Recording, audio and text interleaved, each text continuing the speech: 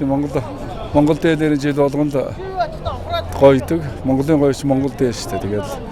Тэгээд дээл өмсөөл явж байна. Жирийн энгийн дээл өмсөөл явж байна. Нар хур тэгчэрсэн сайхан наадан болдгоо. Монгол хүмүүс маань жилийн одоо үлрэлт хамгийн чухал сар нь бол 7 сард ялангуяа малчин хүмүүс маань бол энэ үед нуруугаан тэнэт сайхан баярлж дэнж хотод сайхан нааддаг юм үе байдаг. Тийм учраас Монгол түмэнд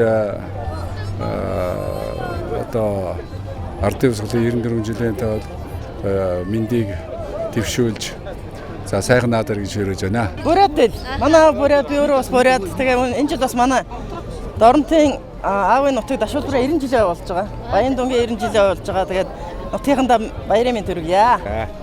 Гэт Монгол түмэн өдөр үндэсний хоёр наадмаа орондоо яриад тэмдэглэж байна.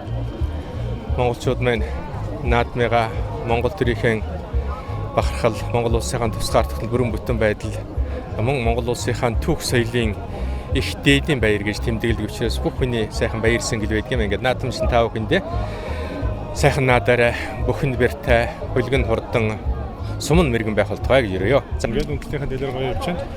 Баяр наадам сайхан болж байна. Жилийн наадам өөр ингэ сонсогдоо. Ер нь бөхчүүд нь хүчтэй сайхан барилдах байх гэж бодож байна. За морин нь бас хурдлаад эхэлсэн.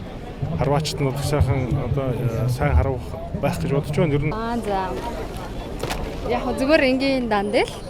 Тэгээд миний дээлийг ойж өгсөн дизайнер бол Юмжир гэдэг дизайнер байгаа. Бас Монолон гэдэг компани дизайнер байгаа. Номон гэдэг.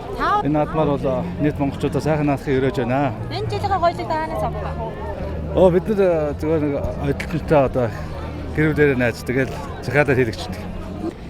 Энэ Silk Capital гэдэг компанид энэ үндэсний загвараар хэлгэсэн. Гэхдээ арай хур бороо бага учраас бас нэлээд гандуу байна. Тийм учраас наадмын дараа бид бас бэлтгэлээ сайн хийх хэрэгтэй. За энэ жилийн наадмын хувьд бол манай Баянгол дүүргийн хувьд бол 50 жилийн ой давхцсан ийм сайхан баяр дүүл явдал болж байгаа.